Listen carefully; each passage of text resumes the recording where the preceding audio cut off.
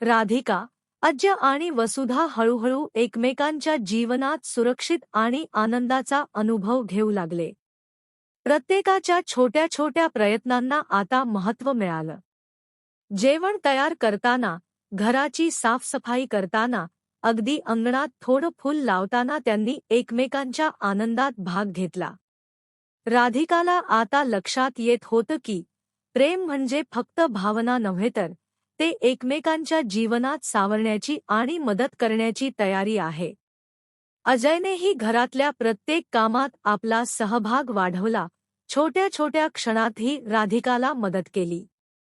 हे सगळं पाहून वसुधा हळूहळू शांततेने आणि प्रेमाने घरातले वातावरण सुधारायला लागली.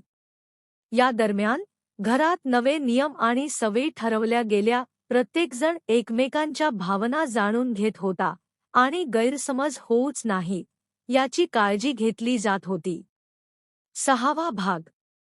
हळूहळू राधिका आणि अजयने त्यांच्या नात्यात नवीन विश्वास निर्माण केला. जुन्या चुका विसरून एकमेकांवर प्रेम करत त्यांनी प्रत्येक दिवसाला नवीन सुरुवात मानली. वसुधा देखील हळूहळू नात्यांमध्ये प्रेम आणि सहकार्य वाढवण्यासाठी मार्गदर्शन करत होती.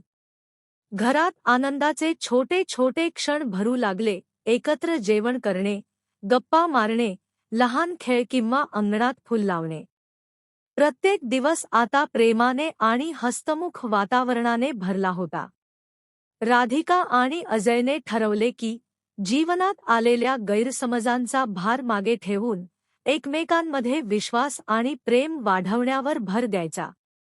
हे लक्षात घेतले की जेव्हा आपल्यात संवाद आणि समजूतदारपणा असेल तेव्हा प्रत्येक नातं अधिक बळकट बनतं. 7वा भाग. काही महिन्यांनी घरातली स्थिती पूर्ण बदलली होती. तिन्ही व्यक्ती, राधिका, अज्य आणि वसुधा, घरात आनंद, प्रेम आणि सुसंवाद याचा अनुभव घेत होते. जुन्या त्रासदायक आठवणी आता शिकवण म्हणून राहिल्या. राधिका आता प्रत्येक गोष्टीत सकारात्मकतेचा दृष्टिकोन ठेवू लागली. अज्यही जबाबदार, प्रेमळ आणि हसतमुख नवरा बनला होता. वसुधा हळूहळू समजून घेणारी आणि सहकारी बहीण झाली.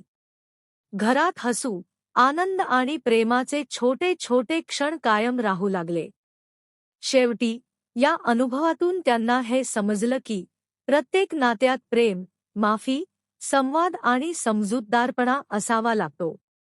जुन्या चुका विसरून, विश्वास वाढवून आणि एकमेकांच्या भावनांचा आदर करून प्रत्येक दिवस सुंदर बनवता येतो.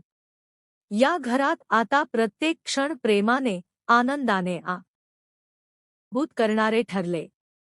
दोघांनी एकमेकांच्या गोष्टींना, भावना आणि मर्यादा आदराने स्वीकारायला सुरुवात केली.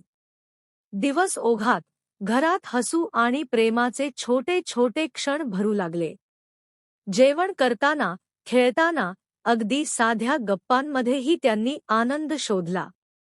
राधिका आणि अज्य एकमेकांना विश्वासाने सांभाळत होते, तर वसुधा ही त्यांचा अनुभव पाहून शांतपणे आणि प्रेमाने त्यांच्या नवीन सुरुवातीला साथ देत होती.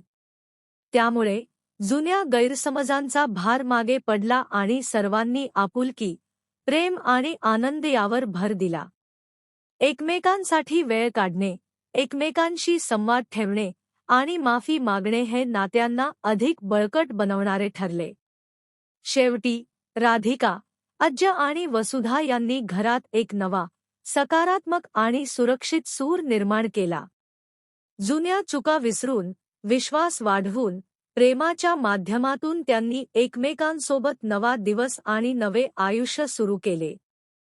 ही गोष्ट आपल्याला हेच शिकवते की प्रत्येक नात्यात प्रेम, समजूतदारपणा, संवाद आणि माफीच्या जोरावर नवं आयुष्य घडवता येऊ शकतं. जुने अनुभव शिकवण देतात, पण प्रत्येक दिवस नवीन आनंद घेऊन येतो आणि घरातले वातावरण हसतमुख आणि प्रेमळ राहू शकते.